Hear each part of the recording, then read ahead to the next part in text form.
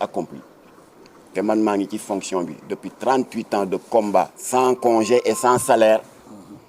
defe naa am na foo xam ne bu ñu fa tolloo ñu war a bàyyi la nouvelle génération dem alors moo tax nag kii laa leen di présenter d'abord Pape Thiam c'est le coordonnateur adjoint de la cellule de communication de Jamra nga man maay nekk le titulaire kii mooy sama adjoint ëllëg c'est lui qui sera le titulaire moom ngeen di amal affaire voilà loolu laa doon préciser ci Jamra léegi nag nous avons des alliés yi xam naa comme que jàppuma tur yi par cœur dama leen koy tënkal daaral Quran wal Ihsan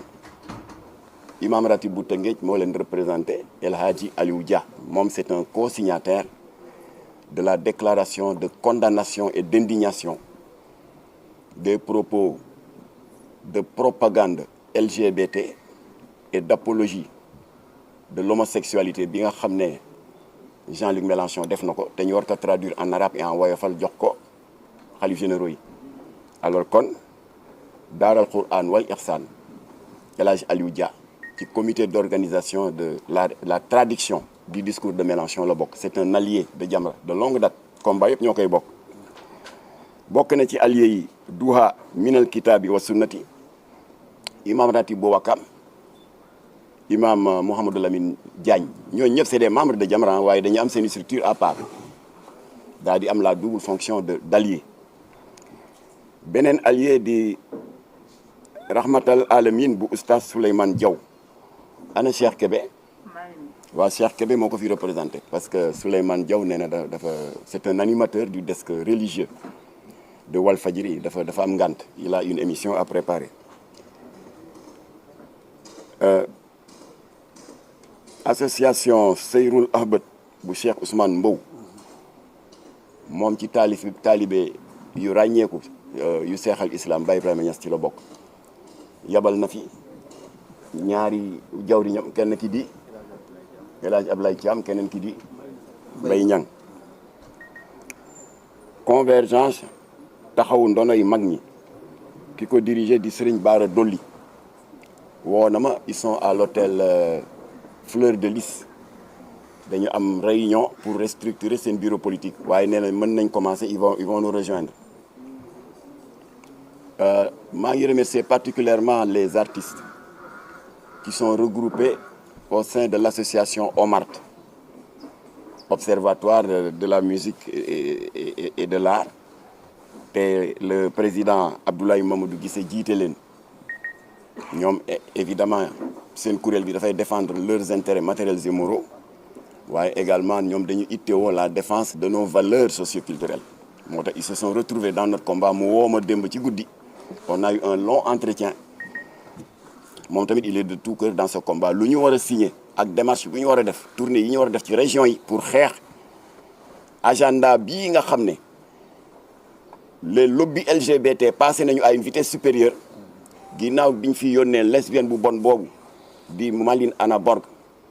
di vice-présidente de l'intergroupe LGBT du Parlement européen yónni fi Charles Michel léegi Jean-Luc Mélenchon bi seen nijaay moo nekk la goutte d'eau qui a fait déborder le vase parce que moom du avocat góor jigéen rek yem si franc-maçon bu mag la dinaa leen ci wax ay détails léegi alors kon artistes yi mandaté nañu Abdoulaye Daouda Guissé mu ñëw bokk ci coalition bi bu ñuy def tournée pour dénoncer Mélenchon démasquer ko moom dana ci bokk léegi nag y a d'autres alliés de très longue date ki mooy alliés yi mujj ñëw alors à ma gauche nous avons Samba Kara Ndiaye que vous connaissez c'est le fondateur du parti bi ñuy wax NADEM bon moom nag il était un peu en retrait de la politique waaye doon ngeen ko gën a dégg lors des législatives de 2017 nga xam ni dafa defoon alliance électorale ak la branche politique de Jamra RDS on a battu campagne ensemble waaye moom bañ koy dugal ci liste bi il n'était pas au Sénégal il était en France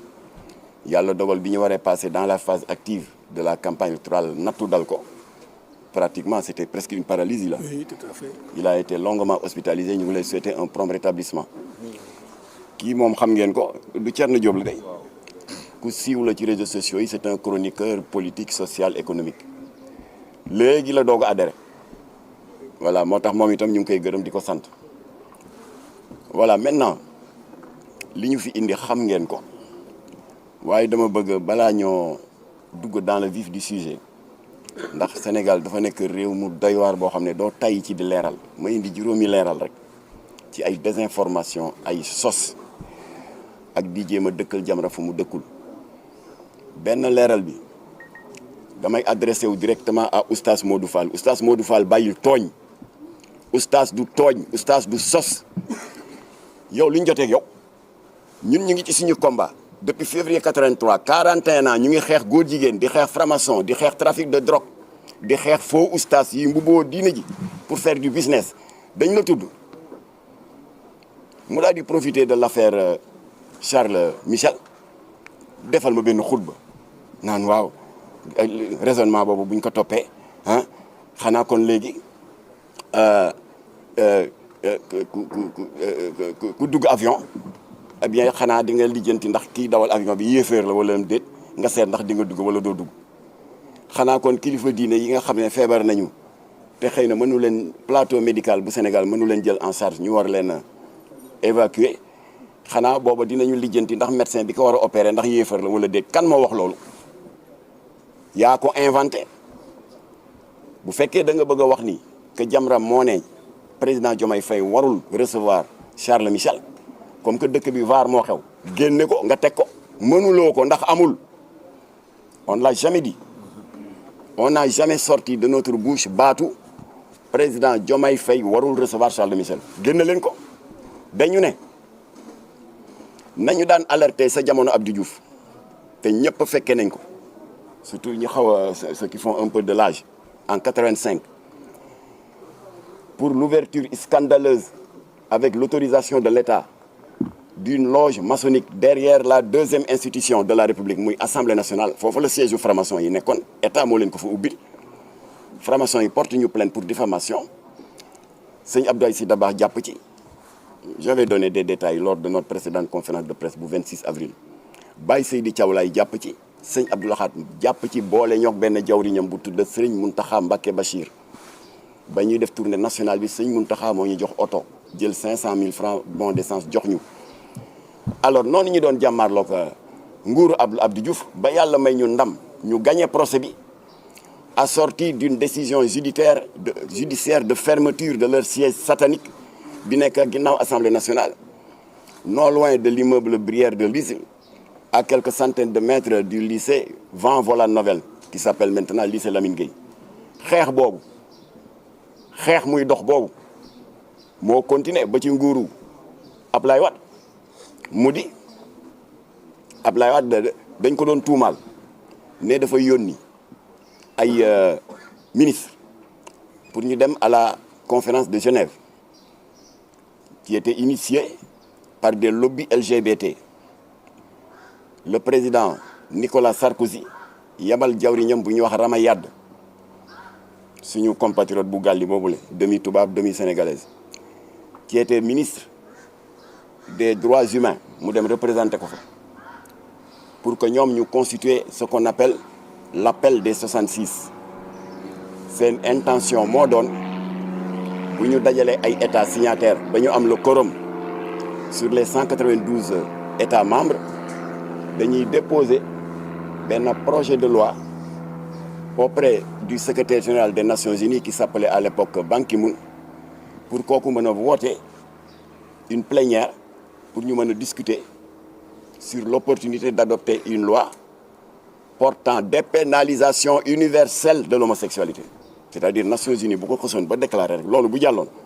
c'est fini amul état buy naan non dañ ko pénaliser sinon ONU day dal sa kaw tout mal la nekk da nga def une violation des droits humains te doo ci génne noonu loolu xeex nañ ko Jamra ànd ci ak oustaz Aliou Sall mu mobiliser daayiraam yëpp ñu ànd ci ak imam Mbaye Niang mu mobiliser toutes ces structures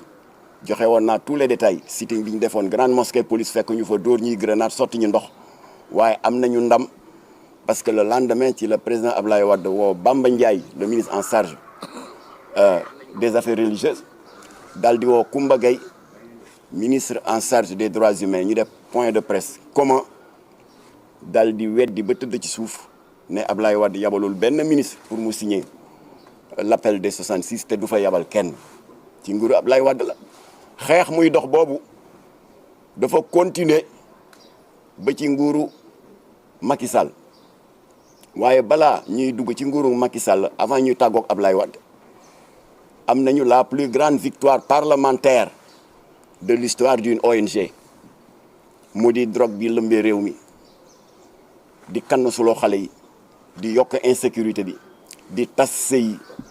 mais surtout de déstabiliser l'économie nationale à cause du recyclage de l'argent sale Ablaye Wade cax ñu j'avais donné tous les détails nee ñu kocc nee na nettali ci lamiñu borom la daxe ñu ne ko lu tax mu ne lu tere yéen ngeen dem assemblée plaidel ko seen bopp juridiquement Jamra mënul dugg assemblée nationale il a fallu créer sur les flancs de Jamra une formation politique bu tudd la RDS Rassemblement démocratique sénégalais comme je l'ai dit tout à l'heure qui était en alliance lors des élections de 2017 ak Samba Kara Ndiaye bi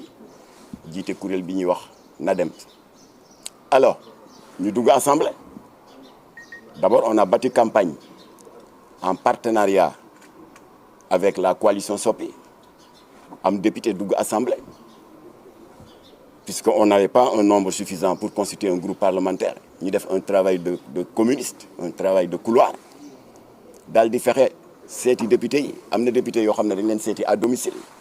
ñu signé ba ñu am 80 députés le jour du vote opposition majorité def bloc autour de Jamra et on a adopté la loi 2007-31 le 30 novembre 2007 qui criminalise le yamba local qui criminalise le cannabis bii jógee Mali criminaliser l'opito bii jógee Nigéria criminaliser brown bii jógee Ghana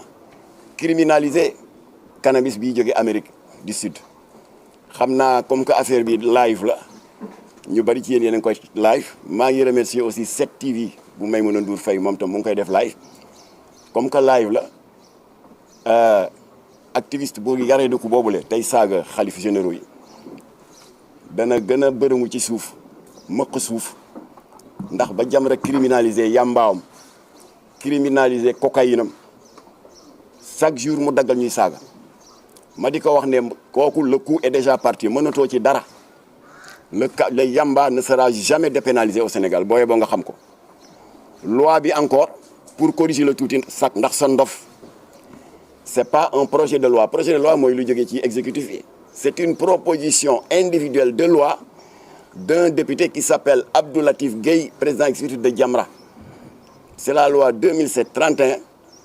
moo tax naataangoo député am daal di ko sargale tuddee ko la loi Latif Gueye ñun ñoo criminaliser yamba na nga xam loolu il a intoxiqué beaucoup de jeunes ci ay waxi dof ñun ñoo criminaliser sa cocaïne bi ñu di la yëgal ne nag ku fi dof looti ba dugal fi yooyu dootul ay 6 mois ki 3 mois de 10 ans le minimum assorti d'une amende qui fait le triple de la valeur de la drogue saisie mbaa dugg na say nopp ngay wër di saaga di sos di fen rek Jamra moo ko criminalisé et on reviendra pas là-dessus ñoo criminalisé yamba bi sa yamba criminalisé sa cocaïne bi ngay muqi ba soo wëlbati sa yóor ba dootoo am benn kersa di saaga sëñ Muntaxa saaga sëñ Babacar Sy Mansour saaga sëñ Mayi Niass loolu nag mooy la nga xam ne Jamra defoon na ko dans le gouvernement de Ablaye Wade xeex muy dox boobu continuer ba Macky Sall la ñëw nettali naa fi tous les détails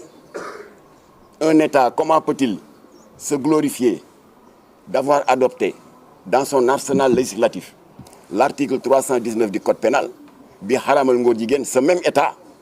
def preuve d'hypocrisie jaar ci suuf par le biais de son ministère de l'Intérieur naan góor jigéen yi ñëw leen comme que vous êtes constitué en association ñëw leen ngeen jël seen récépissé c'est paradoxal kan moo ko dénoncé sur les 125 ONG islamiques Jamra Code moo def conférence de presse dénoncé ko nettali woon naa leen fii je ne reviendrai plus dessus pour ne pas abuser du temps détail yëpp le président Macky Sall avait donné instruction ñu convoqué ma ministère de l'intérieur naan naa indi preuve bu wane ne état moo jox góor jigéen ñi récépissé